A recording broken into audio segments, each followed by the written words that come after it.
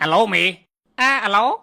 មានគ្រោះថ្នាក់ចរាចរណ៍មួយមេអត់ទាន់ស្គាល់អត្តសញ្ញាណដែរបុកគេដួលព្រាតឥឡូវនេះជនរងគ្រោះរត់អត់រួចទេមេឥឡូវចង់សុំយោបល់មេថាគួរចាប់អីអត់អីអ្នកលើគេមិនទាន់មាត់ទេបើថាមិនទាន់ដឹងដល់លើទេបល័យវារត់4 5ជុំព្រោះអីតែចាប់ជាប់អាពេលបុកហ្នឹងបាក់ដោះស្រាយអូធ្វើការស៊ីប្រាក់ខែរត់ចាំទាល់មេស្រែកបានចាប់ចុះ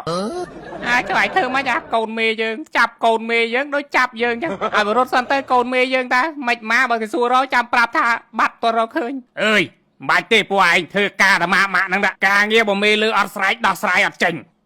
ដោះទៅអីគេមិនជេរអញណាគេមិនជេរយើងគេជេរតែមេយើងហ្នឹងឯងធ្វើការយកទៅលុយសិនទៅ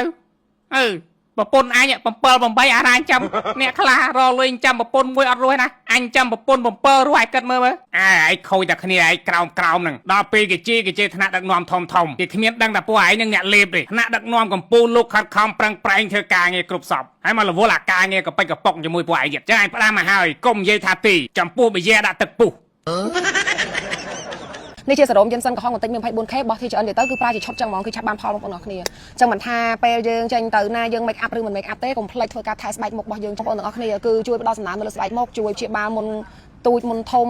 ចាមុខស្ដាងសរសៃក្រហមជាពិសេសគឺស្នាមមុនប្រសោតពីការញិចមុនចឹងណាចាមានស្នាមអាចរយស្នាមខ្មៅស្នាមអីទៅមុខអ្នកខ្លះពេលដែលញិចមុនហើយគឺឡើងទៅជាតបៅទៀត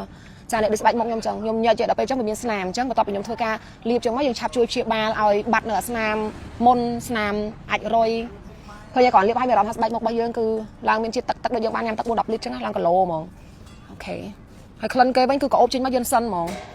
អូខាញ់ចឹងរដងគឺខ្ញុំប្រើជាឈុតចឹងបងប្អូនទាំងអស់គ្នាបន្ទាប់ពីខ្ញុំលាបជាមួយនឹងសរោមហើយគឺខ្ញុំតែងតែលាបជាមួយនឹងលេមកពេលថ្ងៃរបស់ខ្ញុំបងប្អូនទាំងអស់គ្នា